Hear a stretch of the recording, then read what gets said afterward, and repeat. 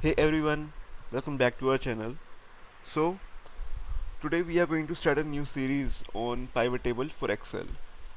And in this series we will learn about what pivot tables are, the basic terms that will help you to understand about the pivot tables and how to actually use them.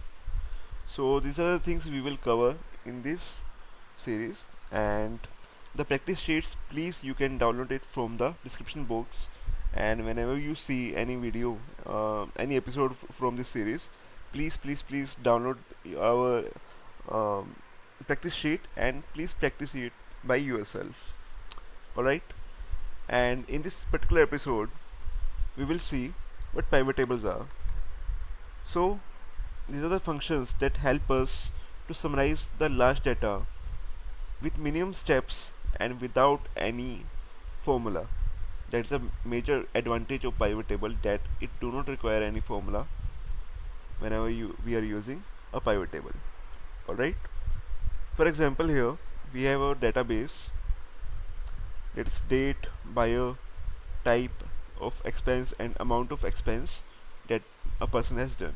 Alright, so we have made the pivot table and summarize the data that which person have spent how much. So this one is a simple pivot table, and another example we can give is here.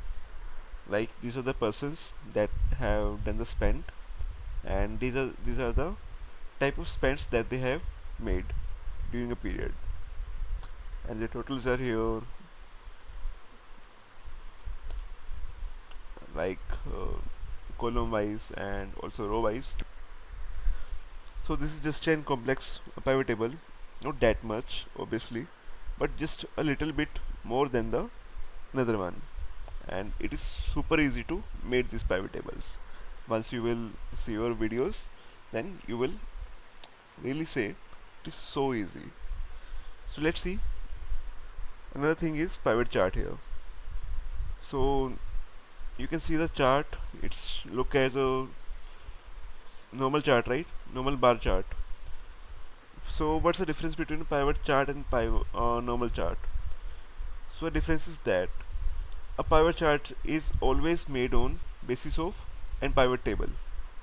Alright, so we may cover the pivot chart also within this series, but yeah, for now, for first, we will only start learning about pivot tables.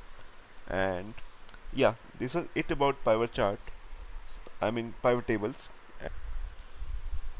So yeah, that was it for today, and please check out our episode number 2 to understand the terms that you should be knowing to learn pivot tables.